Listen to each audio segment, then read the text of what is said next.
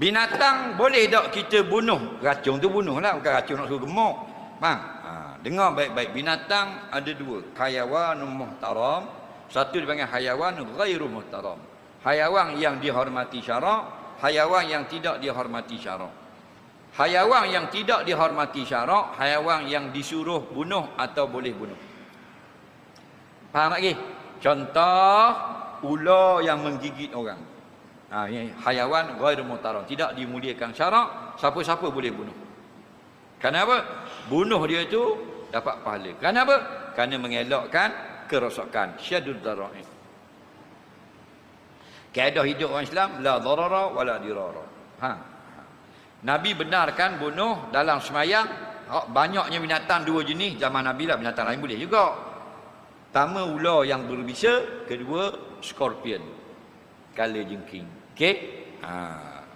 Kemudian ulama kias, segala binatang yang beracun, yang berbisa, boleh mudaratkan nyawa dan kesihatan orang, boleh bunuh. Okey? Nampak? Lipan, penyengat, ketik orang tu, nak, buang tanah, nak, boleh bunuh. Apabila boleh bunuh, maka dia dikira binatang yang ghairu muhtaram, tidak dimuliakan syarak. Binatang yang dimuliakan syarak, contoh ayam, tak boleh bunuh. Sembelih boleh, kerana itu syariat. Bunuh Nabi larang, jangan kamu jadikan sasaran memanah akan hayawan hidup, haram. Kerana ada berlaku zaman Arab jahiliah dulu, dia buat berlatih manah ayam, lepas 3-4 ekor panah. Nabi pun keluar hadis ni, jangan. Allah laknat orang yang jadikan ayam sasaran memanah. Faham lagi? Kerana membunuh ayam haram. Okey? Bunuh lembu. Faham lagi? Gantung tekuk lembu. Faham? Mampu kerah lembu. Haram. Sengaja lenyek anak kucing. Haram. Dosa besar. Kena laknat. Okey?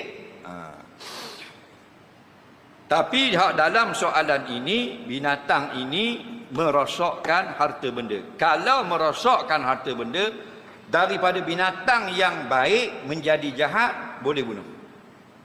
Sebab tu anjing ada dua yang boleh kita bunuh, yang lain tidak disuruh bunuh. Yang disuruh bunuh dua jenis. Satu, anjing gila. Yang kedua, anjing yang menggigit manusia. Jadi kita bunuh dia kerana digigit orang atau kerana dia anjing? Kerana menggigit, bukan kerana dia anjing. Jadi bukan sunat bunuh anjing, tidak.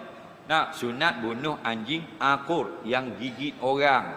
Yang kedua anjing gila. Anjing gila ni tak kenal waris. Jumpa pot dara tak tegak, gila. Faham tak? Tu anjing gila. Nah.